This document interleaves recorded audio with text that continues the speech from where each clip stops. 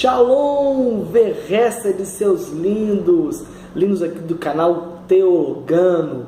E vamos dar continuidade a esse trabalho, esse estudo. Hoje eu resolvi postar aí para vocês o nosso segundo estudo. É referente àquilo que eu falei no último vídeo, a diferença entre Nazireu e Nazareno. Qual que é essa diferença? Para você entender, acessa lá o nosso vídeo anterior para você entender o que é o Nazareno. E hoje nós vamos falar o que é o Nazireu. Mas para você não ficar na dúvida, mas também para acessar o vídeo lá, vou deixar só mais ou menos aqui o que é o Nazareno, para você entender o que é o Nazireu e essa diferença. Mas não esqueça, acessa lá outro vídeo, que o outro vídeo vai falar na íntegra aquilo que é o Nazareno, para você entender melhor. O Nazareno é alguém originado, ou seja, que nasceu e viveu na cidade de Nazaré. É um termo usado no Novo Testamento, mas é importante você assistir outro vídeo para você entender melhor. E o Nazireu? Vamos então para o Nazireu, que é o nosso assunto, nosso tema. O Nazireu, então, segundo o livro de Números, capítulo de número 6, o Nazireu era alguém, homem ou mulher, que fazia um voto ou escolhido por Deus para o serviço, para servir a Deus, para o serviço de Deus. Interessante que a palavra Nazireu, ela vem da raiz da palavra hebraica Nazir, que significa consagrado e ou separado, ou seja, a pessoa separada para esse propósito. Nós vamos ter dois grandes exemplos na Bíblia sobre o Nazireu.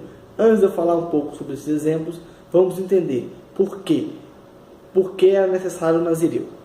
Primeiro, Deus havia separado uma tribo, a tribo de Levi, chamada tribo de Levi, para o serviço sacerdotal e o serviço levídico. Então, a tribo de Levi era especialista e era exclusiva para o serviço levídico, cuidar do templo, do tabernáculo.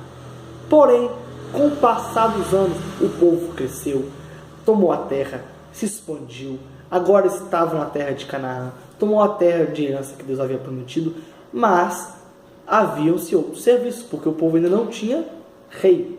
Então aí entravam os nazireados, por exemplo, pessoas que serviam a Deus, pessoas que se dedicar a servir a Deus, pessoas que iam trabalhar para a obra de Deus. O nazireado poderia ser um profeta, um juiz, até mesmo poderia ser um sacerdote, mas alguém que ia trabalhar, que ia fazer algo para Deus concernente ao povo, que ia trabalhar, oficiar para Deus no meio do povo. E para você entender, nós vamos dar aqui os dois grandes exemplos de Nazireu na Bíblia. O primeiro é o de Sansão. A história de Sansão é muito conhecida, nós conhecemos. Se você ler, por exemplo, lá o livro de Juízes, capítulo 13, e os capítulos que sucedem, você vai ver que Sansão era um Nazireu. Sansão foi juiz sobre Israel e ele foi responsável por julgar e por servir como juiz no tempo em que os filisteus ainda escravizavam o povo de Israel. Sansão foi escolhido, consagrado para esse propósito, ser juiz sobre Israel. E outro grande exemplo, um homem que eu admiro, um personagem que eu admiro muito, é Samuel. Samuel, se você ler o livro de 1 Samuel, capítulo 1, versículo 11, você vai ver que ele também era Nazireu. A sua mãe, Ana, ela faz um voto com Deus, que se Deus desse para ela um filho menino, quando ele desmamasse, ela o entregaria para ser sacerdote, para servir no tabernáculo, e ele seria nazireado, ou seja, ele seria diferente de todos os outros, ele era nazireu.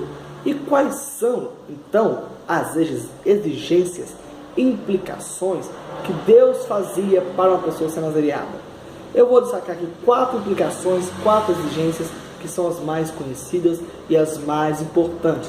Para você entender, leia o texto de número 6 e você vai entender o porquê do Nazireu. Entenda, nosso canal é exclusivo para tirar dúvidas. Não vou ler o texto e pregar para vocês. Eu vou apenas tirar dúvidas. Então eu pego o assunto e tiro dúvidas para que nós sejamos bem sucintos e bem resumidos. Vamos lá então. Primeiro, a primeira exigência de Deus era que ele não podia beber bebida forte, ou seja, bebida fermentada. ou bebida destilada, que é passada pelo processo de fermentação, que nós conhecemos, entre aspas, como bebida alcoólica. Vinho, né? O vinagre na época também, porque o vinagre passava por uma fermentação natural. Então não podia beber-se bebida forte, ou seja, que passasse pelo processo de fermentação. Segundo, não podia consumir e comer nenhum produto originado da uva, nem mesmo a própria uva poderia se comer. Terceiro, não podia tocar em nenhum cadáver, seja humano ou animal. Não podia. Se o pai morresse, a mãe morresse, não podia nem encostar no cadáver. Ele não podia nem chegar perto daquele cadáver. E quarto, não podia cortar os seus cabelos. Por isso, nós vemos aí o retrato de Sansão. E lembramos a história que ele tinha 7 tranças. Então, isso é o nazireu. Então, qual é a diferença entre nazireu e nazareno? Jesus ele é nazareno e não nazireu. Nós vemos, né, Jesus retratado com cabelos longos, olhos claros, homem bonito, formoso, apresentável. Não é assim um rei, alguém que era um candidato a um cargo político, ao trono. Mas na verdade, essas não são referências a ser ele um nazireu. Na verdade, confunde muitas pessoas por causa dos cabelos longos, mas não tem nada a ver. Essa retratação de Jesus com cabelos longos, olhos claros, vem dos gregos e romanos, que inspiraram-se nos semideuses, nos deuses gregos e nos semideuses gregos para retratar a figura de Jesus. Mas, na verdade, Jesus ele não tinha cabelos longos. Jesus não tinha olhos claros, devido à região, devido à sua naturalidade, nacionalidade. Se você for pesquisar, você vai ver que Jesus tinha cabelos curtos. E Jesus, além de cabelos curtos, também era um rapaz mais ou menos da minha cor, mais ou menos, um pouquinho mais escuro. Então não tinha nada a ver com esse Jesus retratado. Essa é a diferença. Jesus não era nazireu. Nós vemos aí, vou dar aqui pelo menos 3 exemplos, 3 citações bíblicas que eu te provo que ele não é nazireu. A primeira citação é quando ele transforma água em vinho. Jesus, se ele fosse nazireu, ele não poderia nem encostar no vinho. O nazireu não podia encostar nada da uva e muito menos consumir nada da uva. Não poderia ter contato com o fruto da videira. Segundo, quando ele promete que vai voltar, ele faz uma promessa: não beberei do fruto da videira até que eu o faça convosco no reino de meu Pai. Então significa que ele bebia e não beberia até que nós fôssemos arrebatados. Ou seja, se ele bebia, ele não podia ser nazireu. Então isso prova. E o último que prova que Jesus não era nazireu. Jesus encostou em um morto. Encostou naquele menino, da viúva de Naim.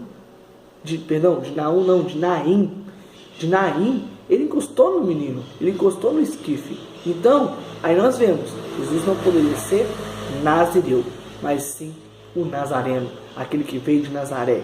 Então, espero ter esclarecido a dúvida de vocês, ter esclarecido esse ponto. Deixa aí o seu like, deixa aí o seu comentário. Esse vídeo já vai ser postado, estará postado na nossa página Teologando no Facebook. Espero que vocês gostem. Acessem as minhas redes sociais, me sigam lá, podem deixar sugestões, dúvidas, pode deixar ali que nós vamos com certeza fazer o possível para esclarecer as dúvidas de vocês e para falar e para as sugestões também de vocês.